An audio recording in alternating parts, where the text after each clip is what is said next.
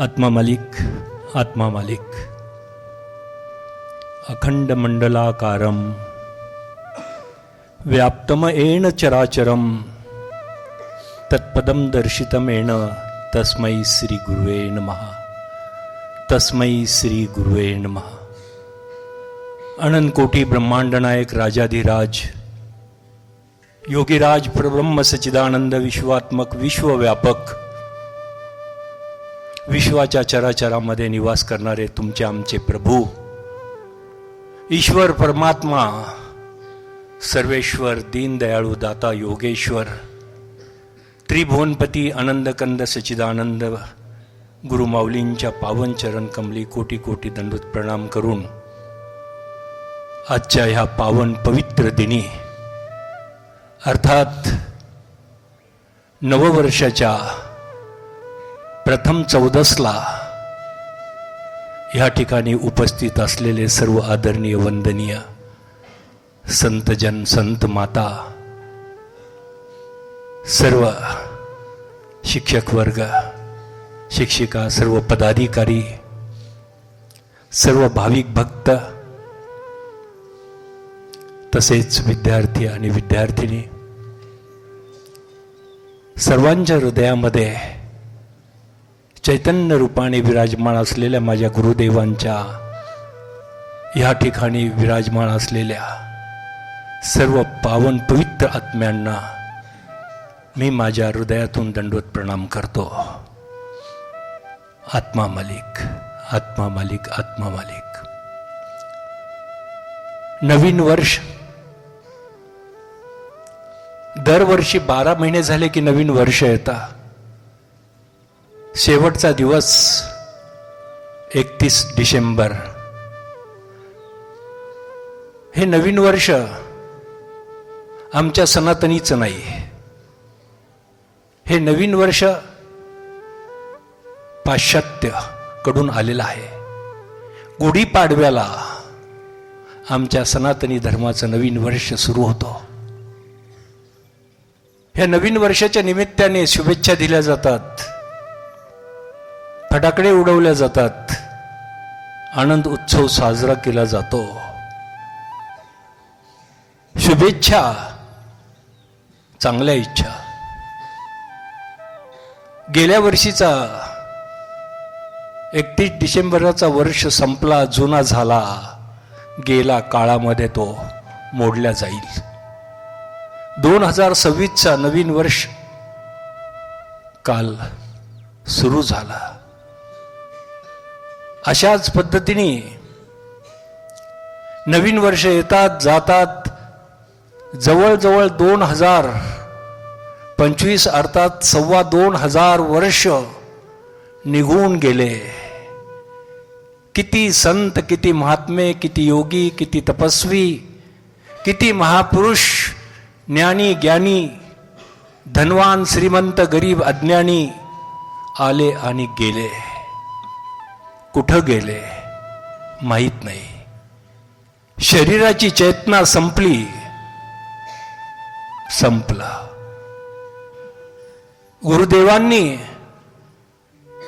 जो संदेश आमच्या संत मातांनी तुम्हाला सांगितला, आया है सो जाएगा राजा रंक फकीर, एक सिंहासन चढ़ चला एक बंद जाए जंजीर। तो सिंहासनावर बसेल, कोण सिंहासनावर बसेल? ज्यानी त्या परम ज्ञानाला परम आत्म्याला जाणलं, ज्या एक तत्वाला जाणलं। आता सांगितलं होतं की शाईनी सांगितलं सबका मालिक एक एक एकम सत्यम बहुधा वदंती, हे सत्य आहे, ह्याला सत्य म्हटलं आहे। आणि ह्या सत्याशी संगत करणं म्हणजे सत्संग आहे। आजचा सत्संग शहापूरमध्ये बी आहे, सगळ्या ठिकाणी आहे, सगळ्या आश्रममध्ये साजरा होत आहे। तुम्ही आम्ही परम भाग्यशाली आहोत की सद्गुरु शरीराने हिते नाही, परंतु त्यांची चेतना, त्यांचे आशीर्वाद, त्यांची कृपा, त्यांची दिव्यता, भव्यता, रमणीयता, मंगलमयता या ठिकाणी क्षणाक्षणाला आम्हाला अनुभव होतो। आज आश्रम मध्ये फक्त 20-25 फक्त संत मंडळी इथं राहिली, परंतु ही सद्गुरूची किती मोठी कृपा आहे की सगळा हॉल गच्च भरला. सद्गुरू वाचूनी सापडेना सोय, धरावे ते पाय आधी आधी त्यांचे, आपणा सारिकी करीती तत्काळ, नाही तया वेळ काळ.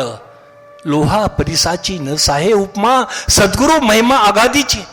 सद्गुरू किती कृपाळू आहे, किती दयावान आहेत.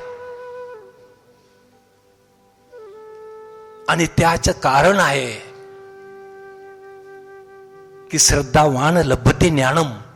हे सगळे श्रद्धांनी भरलेले अथाह प्रेमाचे सागर, हे पवित्र आत्मा. ज्यांना कळलं की सद्गुरू कुठे नाहीये, मी आश्रम मध्येच राहणार, मी इथेच राहणार, मी इथेच चौदस साजरी करणार. सद्गुरू कुठे असतात? सद्गुरू व्यापक सर्वत्र समाना, प्रेम ते प्रगट होई मैं जाना. सद्गुरू कुठे नाहीये. जिथे हवा आहे तिथे सद्गुरू आहे, जिथे प्रेम आहे तिथे सद्गुरू आहे, जिथे भक्ती आहे तिथे सद्गुरू आहे, जिथे श्रद्धा आहे तिथे सद्गुरू आहे. श्रद्धावान लभते ज्ञानम. भाव विन भक्ती. भाव पाहिजे तेव्हा भक्ती आहे, देखावा नाही. भाव विन भक्ती, भक्ती विन मुक्ती, आणि बळे विन शक्ती बोलू नये. ही सद्गुरूची असीम कृपा आहे. त्याकरता आमचा भाव काय पाहिजे? आमचा भाव काय पाहिजे? कशा पद्धतीचा आमचा भाव पाहिजे? सद्गुरू परमात्मा परेशू. आता माई म्हटलं होतं की देव कोणी पाहिला? कुणी देव पाहिला? माई सगळ्यांनी देव पाहिला. एक बी असा इथला जीवात्मा नाहीये ज्यांनी परमात्माला पाहिलं नाही. कारण तो परमात्मा कोण? सद्गुरू परमात्मा परेशू, ऐसा दृढ जयाचा विश्वासू. ज्याला विश्वास आहे की माझा सद्गुरूच परमात्मा आहे. सद्गुरू शिवाय कोणी परमात्मा नाहीये.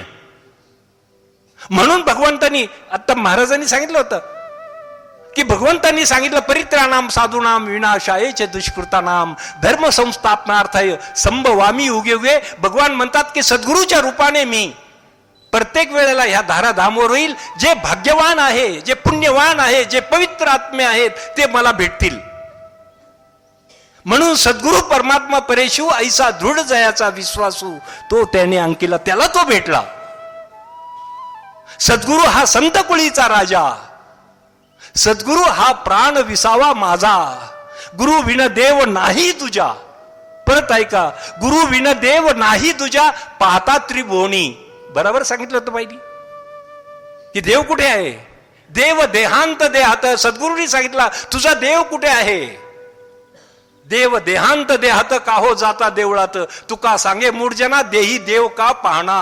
जशी उसात साखरे, जशी दुधामध्ये लोणी. त्यांनी सांगितलं आता प्रभावती माईनी की एक जणांनी विचारलं देव कुठे? त्याला सांगायला पाहिजे होतं की बाबा ह्या दुधातून लोणी निघतं का नाही निघतं? तुम्ही सांगा, निघतं का नाही निघतं? दूध माहित नाही कोणाला? निघते ना? कोणाला माहितीये दुधातून लोणी निघतं? कोणालाच माहित नाही. दुःखाची गोष्ट आहे का काय? का ध्यानात आहे? हा, ध्यानामध्ये बसलेले, त्यामुळे एकाग्रता आहे त्यांची. हा, चला काय हरकत नाही. तर दुधामधून लोणी निघतं. त्या माणसाला जर विचारलं त्याच्यामध्ये लोणी दाखवतो, तो दाखवेल का? नाही दाखवणार. कारण दुधामध्ये लोणी दिसत नाही, पण दुधातून निघतं. त्याच्याकरता क्रिया असते, तापावं लागतं, इरजण घालावं लागतं, त्याला मंथावं लागतं, मंथून लोणी निघतं. त्याला नवनीत म्हटलेलं आहे. त्या लोण्याला तापवल्यानंतर तूप निघतं. दुधाने दिवे लागत नाही, परंतु दुधातून निघालेल्या तुपातून दिवे लागतात. पण दिवे लागणारं तूप त्या दुधातूनच निघतं. मनुष्य हा देव नसेल असं वाटत असेल, पण देव त्याच्या हृदयामध्ये आहे. तो प्रगट होतो ध्यानाने. म्हणून सद्गुरूंनी सांगितलं ध्यान कर. सद्गुरूला राग का येत नाही? व कुणी पाहिलं का कुणी ह्याच्यामध्ये की सद्गुरू रागवले, खूप क्रोधित झाले, जोरात बोलायला लागले? मी माझ्या 28 वर्षाच्या जीवनामध्ये सद्गुरूच्या सानिध्यामध्ये कधीही सद्गुरूला रागवलेलं पाहिलं नाही. सद्गुरूंनी कधी क्रोध केलेला पाहिला नाही. सद्गुरू कोणावर नाराज झालेले मी पाहिलं नाही. आम्ही तर मिनिटाला, तासाला प्रत्येक ठिकाणी आम्हाला राग येतो, क्रोध येतो, अहंकार आला की राग येतो, क्रोध येतो. अहंकार आला की मी येतो, मी आला की तो जातो. मी कोण हे समजलं नाही म्हणून मला राग येतो. सद्गुरूला का ऐकत नाही? तस्मास्तु सर्वेषु कालेषु मामस्मरण युद्धच, जे गीतेमध्ये भगवान कृष्णाने सांगितलं, हे अर्जुना सतत अखंड निरंतर तू माझं स्मरण कर. आणि हीच क्रिया सद्गुरुदेव रात्रंदिवस आपल्या जीवनामध्ये करत असतात. काही लोकांना माहित नाही. संध्याकाळी 9-9:30 वाजले, बाबा आपले शयन कक्षामध्ये त्यांनी निद्रेला ग्रहण केलं. लोकांना वाटतात बाबा झोपले. सकाळी आम्हाला दिसतात बाबा उठलेले. नाही, 11-12 वाजले की बाबा उठतात, तोंड हातपाय धुतात, बसतात. 4-4:30 वाजेपर्यंत आज बी बाबांचं ध्यान चालू आहे. परत थोडा वेळ झोपतात, परत 5-5:30 परत उठून परत ध्यानाला बसतात. ध्यान किया तिनं सब किया, सकल वेद का भेद. हे ध्यानच सर्वश्रेष्ठ आहे. ज्यांनी ध्यान केलं, ध्यान किया तिनं सब किया, सगळं केलं. काही करायची गरज नाही. पूजा पाठ यज्ञ हवन काही करायची गरज नाही. हे पहिल्या इयत्तेचा अभ्यास आहे. जसं मुलं पहिल्या इयत्तेमध्ये जातात, त्यांना क शिकवल्या जातात, ABCD शिकवल्या जातात, 1-2 शिकवल्या जातात. पण जसे पुढे जातात, मग ते डॉक्टरचा अभ्यास, इंजिनियरचा अभ्यास, सायन्सचा अभ्यास. तसं ह्या ठिकाणी जे ध्यान किया तिनं सब किया, सकल वेद का भेद. आणि ध्यान विन नरक पडे पडता चारो वेद. कितीही वेदाचा अभ्यास केला, कितीही तीर्थ केले, बाबा म्हणतात तीर्थाला जायची आवश्यकता काय आहे? ध्यान करता करता हे शरीर तीर्थ होऊन जातं. भोगी असतो तो योगी नसतो, ध्यानात ठेवा. हे योगी इतके सहज नसतात. जे त्यागी आहेत ते योगी असतात. भोगी रोगी असतो. जो भोगी आहे तो योगी नसतो, आणि जो योगी आहे तो कधी रोगी नसतो.